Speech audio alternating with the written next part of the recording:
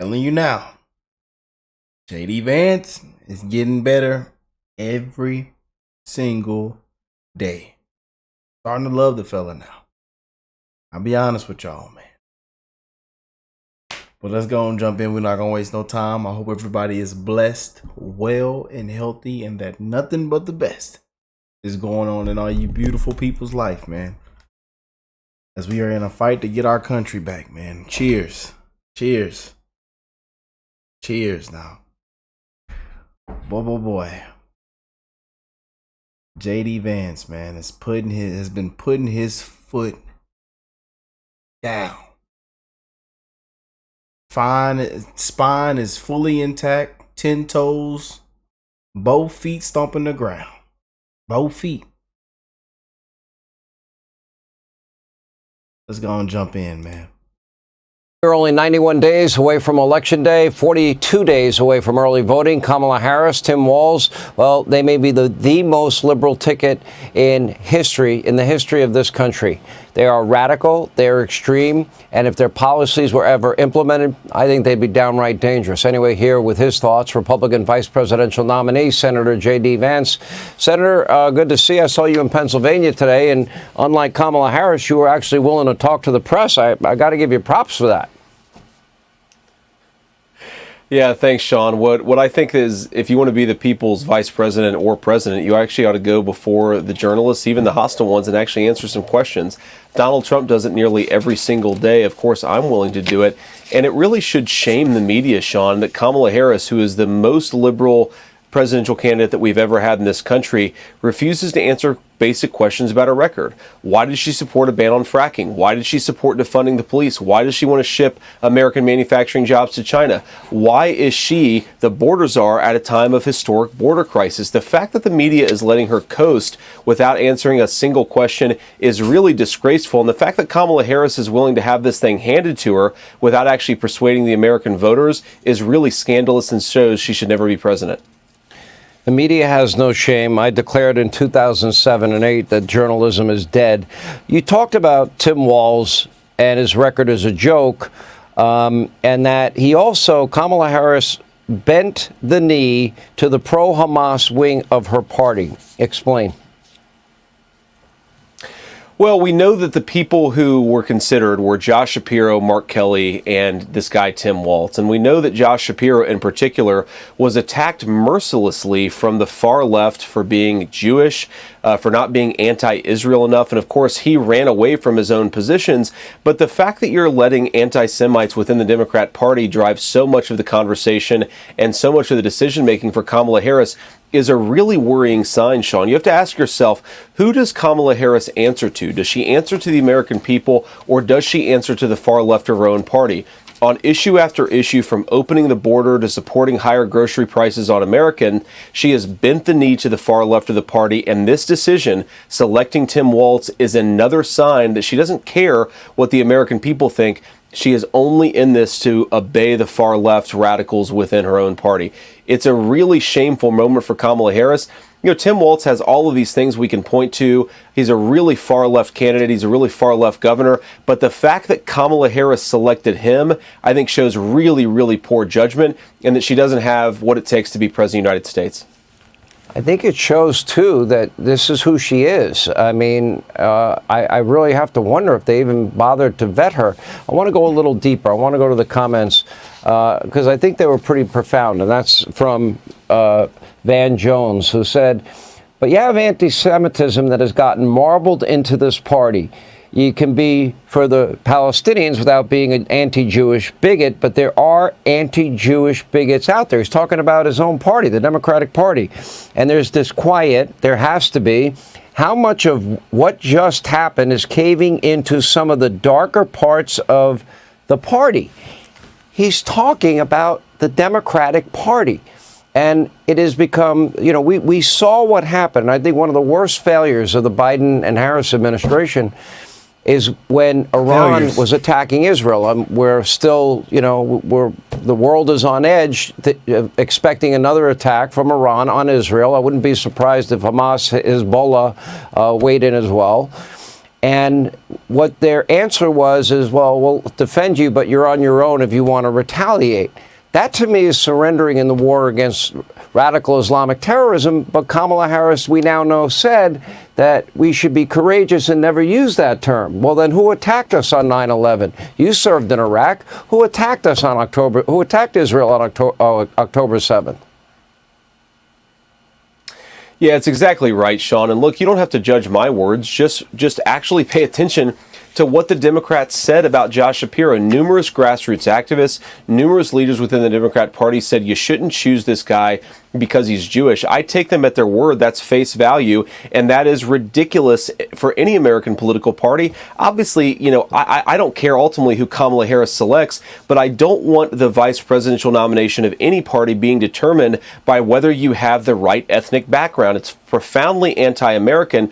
And to your point, Sean, it goes to the heart of their terrible policy. These are guys who invited weakness. These are guys who invited the attack on Israel. These are people who invited every single anti-American despot all over the world to get richer and more powerful because of their policies. And now that our allies and ourselves are under threat, they're doing absolutely nothing about it. Here, we talked about the media not asking Kamala Harris questions, Sean. Here's a question I'd like to ask Kamala Harris. If Joe Biden can't do the job, and clearly he can't, who's actually in charge of the United States government right now? Is it you? And if you're not doing something, why not? She sponsored Medicare for All bill that would eliminate all private health care. Kamala Harris did.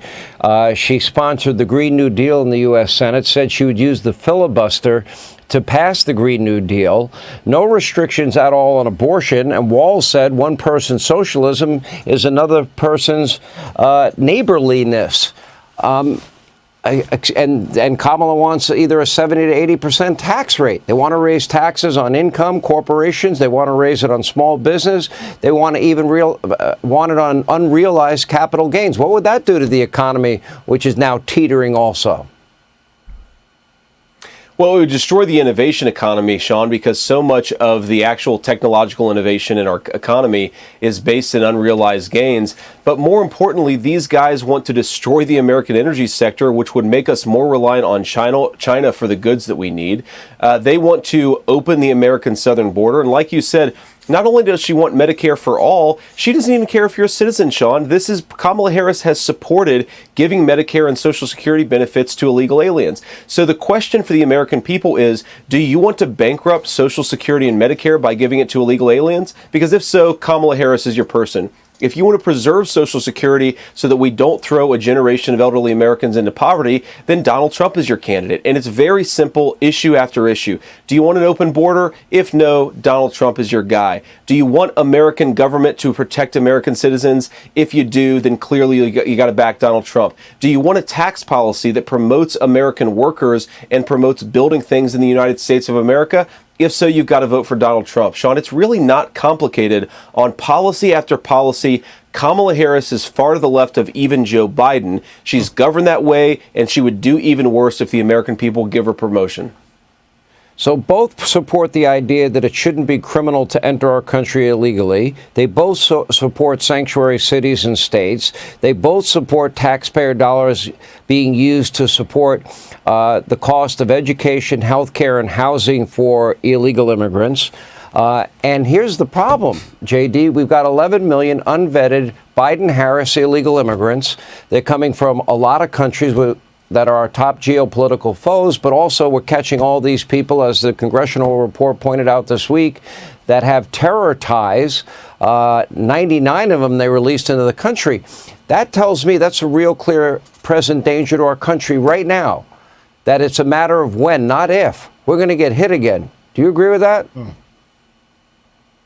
I do, unfortunately, Sean. I mean, look, Border Czar Kamala Harris has handwritten an invitation to every illegal alien and every terrorist across the world coming through our southern border. It's wide open. They stopped deportations on day one. They tried to give amnesty to millions of people on day one. Kamala Harris, like you said, wants to decriminalize illegal aliens and then give them health care at taxpayer expense once they actually get here. That invites millions of people into our country who shouldn't be here, Sean. And you asked about Iran earlier. One of the things that reduces our leverage to respond to Iran is that we know there are Iranian-backed terrorists who are in this country right now. There's no way that they couldn't be here with over 10 million people coming in just the last 3 years.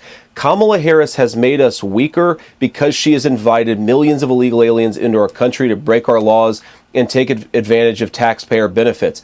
One final point on this, Sean. When I talk to Americans, one of the biggest concerns I hear is, why are housing costs so high? I'll give you 2 reasons, Sean. Number one, there are 20 million illegal aliens here who shouldn't be here, who are competing with Americans for scarce homes. Number two, Kamala Harris has supported higher interest rates, which makes mortgages totally unaffordable for normal people. So these policies make ordinary Americans suffer. Of course, we haven't even talked about the fentanyl crisis. On issue after issue, she's putting the interests of illegal aliens above American citizens. We've got to stop Kamala Harris, Sean, and the only way to do that is to support Donald Trump at the ballot box. You know, Kamala said it's the cost of democracy, the higher cost of energy because of their radical energy policies. Both are against fracking and drilling, et cetera.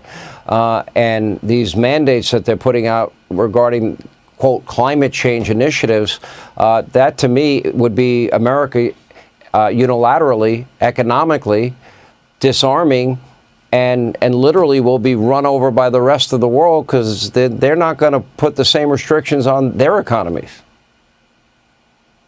That's exactly right, Sean. In the name of clean energy, they want us to buy energy from tin pot dictators all over the world. But of course, those dictators have much dirtier economies than the United States of America. If you care about the environment, but also if you care about American jobs and American national security, you want us to develop American energy. You want us, as Trump says, to drill, baby, drill and become energy dominant again. There are so many reasons to reject their energy policy, Sean. And another one is that you cannot manufacture anything in the United States of America without low-cost power. When Kamala Harris says she wants to ban fracking, what she's really saying is that she wants to ban manufacturing in Pennsylvania and Michigan because you're not going to be able to make anything in America if China and Russia control all the energy assets. It's totally insane that we've gotten to a place as a country where Kamala Harris can call openly for eliminating America's energy sector and destroying the American manufacturing economy. But that's where we are, Sean. And of course, the American people are not going to vote for this so long as they know how radical she is. And this is why the media needs to do its job. They got to focus I know on, they're man. liberal, Sean. I know they're biased. I know a lot of them are, frankly, DNC propagandists. But the media has to ask Kamala Harris questions. 16 days, Sean, since she sat for a real media interview. Are we going to get to the end of the election without anybody asking her questions? If so, it's disgraceful. It is exactly the same strategy that Joe used in 2020. No, man, I like this JD fella, man. Every single day, I'm falling more in love with this fella. Yeah, he's solid. Yeah, he is solid, but it's, you know, he's right, man. And basically what he's saying is it's all gonna have to come down to what we say, common sense. And as we know, common sense is far, far gone, especially in this country. Common sense. It's the hide in the basement strategy. Exactly right. Let me ask you a last question. You know, there was a lot made out of January 6th, and we learned a lot more. We learned that they never, for example, that they had actionable intelligence leading up to that. We learned there were 5 people in the Oval Office days before January 6th. I interviewed 4 of the 5, and that all are on record saying that Donald Trump wanted to call up the Guard. In writing, the Muriel Bowser, the mayor of D.C., said no.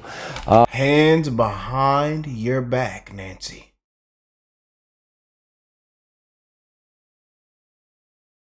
Breathe in this walkie-talkie again. Yeah, ma'am. Hands behind your back. You're coming with us. I don't want to get back into that. How is it there was no attention paid to the fact that there were 574 riots, as I mentioned, dozens of dead Americans, billions in property damage, thousands of injured cops? Where's Liz Cheney when you need her? Because that sounds like insurrection. It's a good question, Sean. Sounds like insurrection to me, too. And Governor Walz actually promoted the Black Lives Matter rioters who set Minneapolis on fire, destroyed a lot of black businesses, destroyed a lot of wealth in these historically black neighborhoods. And it really caused the poverty to skyrocket in Minneapolis. The fact that he was supporting the rioters burning down Minneapolis and then Kamala Harris was trying to bail them out of prison suggests they're the wrong team for this country. We don't want that approach taken nationwide. And JD, man, I tell you, that's one solid fella right there, man.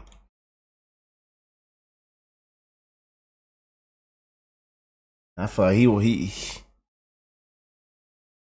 he runs miles around Tim, old Tim fella. Yeah, I think I'm saying we need a debate with everybody, just a full blown debate. Let them both go at it, you know. But JD is getting better and better every single day, man. And there's a reason why he was the pick, you know. But we have 90 days. 90 days, man. And like we say, we got to make it to where it's too big to rig. 'Cause as you can see, man, they is rigging that machine up. They trying to fix it up, put new parts on it, add a little DW40 to it. We all got to go out and do our part, man. Too big to rig. Because we aren't against a candidate. We are against a machine, man. We are against a machine. You know, I'm reading through the comments. I can see a lot of people are loving JD, man. You know, a lot of people loved him before he got picked too, as well. But like I said, he wasn't in our top 3, our top 5. You know, we had some good candidates. We had some good names in there. You know, Vivek, Tulsi Gabbard, Brian Donalds. We had a lot of good names in there, man. But JD is stomping the ground, and I love it. Love that he has a spine. You know, with the last fella, he ain't had no spine. Spineless. You know, curling his toes. Curling his toes. But hey, man, I love y'all. I'm wishing the best in all you guys' life. Let me know what y'all think of everything that's happening right now, man. Prayers for America. Prayers for you guys and your family. Through these crazy, dark, woke, disgraceful times. Prayers for Trump and his family. You know, don't let them forget it, man. Don't let them bury it. Don't let them bury that, man. Right? They trying to bury that right there. For real. Don't let them bury it. But hey, I love you guys. And I'll catch you beautiful people in the next one, man. Peace and love, y'all.